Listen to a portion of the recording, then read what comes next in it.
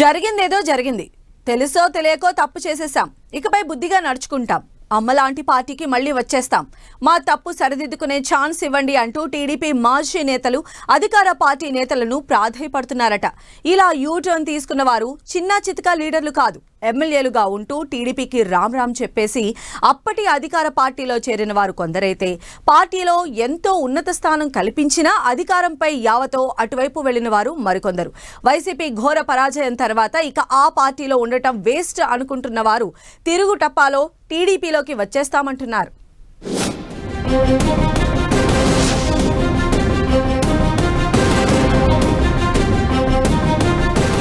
Assembly ఎన్నికల్లో YCP ఘోర పరాజయంతో గతంలో ఆ పార్టీలో చేరిన టీడీపీ మాజీ నేతలు మళ్లీ తెలుగుదేశం పార్టీ తలుపు తడుతున్నారట. తెలియక తప్పు చేశాం, సరిదిద్దుకునే ఛాన్స్ ఇవ్వనంటూ అధిష్టానానికి వర్తమానం పంపుతున్నారని సమాచారం. ఇలా టీడీపీలో తిరిగి చేరాలనుకుంటున్న వారిలో కొందరు తమకు రూట్ క్లియర్ అయిందని చెప్పుకుంటుండగా, మరికొందరు నేడో రేపో పసుపు కండువాలు కప్పుకోవడమే బ్యాలెన్స్ అని ప్రచారం చేస్తుండటం ఆయా నియోజకవర్గాల్లో హాట్ టాపిక్ గా మారింది. గత అసెంబ్లీలో టీడీపీ నుంచి 4 ఎమ్మెల్యేలు వైసీపీలో చేరారు. అదేవిధంగా 2019 ఎన్నికల్లో టీడీపీలో కీలకంగా పనిచేసిన కొందరు నేతలు వైసీపీ కండువా కప్పుకున్నారు. ఇలా టీడీపీని వీడి వైసీపీలోకి వెళ్లిన నేతలు గత 5 ఏళ్లలో పార్టీపైన, అధినేత చంద్రబాబుపైనే తీవ్ర స్థాయిలో విమర్శలు గుప్పించి వార్తల్లో నిలిచారు. దీంతో పార్టీని వీడిన మాజీ ఎమ్మెల్యేలు వల్లభనేని వంశీ, కరణం బలరాం, మద్దాల గిరి, వాసుపల్లి గణేష్ టీడీపీ శ్రేణులకు టార్గెట్ గా మారారంటున్నారు. ఇప్పుడు వైసీపీ ఓడిపోవడంతో ఆ నేతలంతా మళ్లీ టీడీపీలోకి వచ్చే ప్రయత్నాలు చేస్తున్నారని, వారిని ఎట్టి పరిస్థితుల్లో చేర్చుకోవద్దని పార్టీ కార్యకర్తలు డిమాండ్ చేస్తున్నట్టు చెబుతున్నారు. టీడీపీని వీడిన నేతలు అందరూ వైసీపీలో నష్టపోయారని, అందుకే తిరిగి వచ్చేస్తామంటున్నారనే అభిప్రాయపడుతున్నారు టీడీపీ కార్యకర్తలు.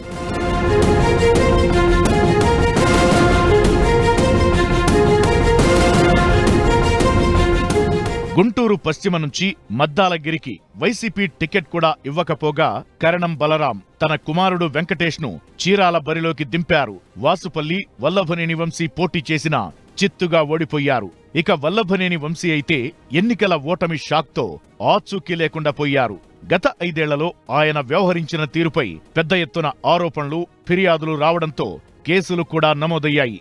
ఈ పరిస్థితుల్లో టీడీపీ అండలేకపోతే మున్ముందు మరిన్ని సమస్యలు ఎదుర్కొనే అవకాశాలు ఉన్నాయనే భయంతో పార్టీ మారిన ఈ మాజీ నేతలతో పాటు టీడీపీతో అనుబంధం ఉన్న మరికొందరు నేతలు కూడా ఇప్పుడు తిరిగి సొంత పార్టీలోకి వచ్చేస్తామని కోరుతున్నారని ప్రచారం జరుగుతోంది. విశాఖ జిల్లాకు చెందిన వాసుపల్లి గణేష్ తో పాటు మాజీ మంత్రి అవంతి తిరిగి టీడీపీలో చేరేందుకు ఆ పార్టీ నేతలతో టచ్ లోకి వెళ్లినట్లు ప్రచారం జరుగుతోంది.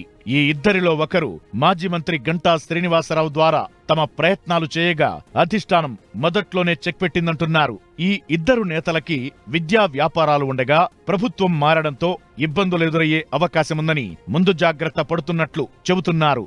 ఇక విశాఖ జిల్లాకి చెందిన మరో వైసీపీ నేత అడారి ఆనంద్ కుమార్ కూడా టీడీపీలోకి వచ్చేందుకు ప్రయత్నిస్తున్నట్లు ప్రచారం జరుగుతోంది. ఆనంద్ కుమార్ ఈ ఎన్నికల్లో విశాఖ పశ్చిమ నియోజకవర్గం నుంచి పోటీ చేసి ఓడిపోయారు. 2019లో టీడీపీ తరపున అనకాపల్లి ఎంపీ అభ్యర్థిగా పోటీ చేసిన ఆనంద్ కుమార్ కుటుంబానికి విశాఖ డైరీ రాజకీయాల్లో మంచి పట్టుంది. దీన్ని దృష్టిలో పెట్టుకుని గతంలో ఆయన్ను వైసీపీ చేర్చుకుంది. ఆనంద్ కుమార్ తండ్రి అడారి తులసీరావుకు ఉత్తరాంధ్రలో రైతుల్లో విస్తృత పరిచయాలు ఉన్నాయి. ఆయన జీవించి ఉన్నంతకాలం టీడీపీలోనే కొనసాగారు. కాని అప్పటి రాజకీయాల వల్ల ఆనంద్ కుమార్ వైసీపీలోకి వెళ్లాల్సి వచ్చిందంటున్నారు. తమ కుటుంబానికి పార్టీతో ఉన్న అనుబంధం దృష్టిలో పెట్టుకోవాలని ఆనంద్ టీడీపీ పెద్దలను కోరుతున్నట్లు సమాచారం. ఆనంద్తో పాటు ఆయన సోదరి యలమంచిలి మున్సిపల్ చైర్పర్సన్ పీలా రమాకుమారి సైతం టీడీపీలో చేరేందుకు ఆసక్తి చూపుతున్నారని చెబుతున్నారు.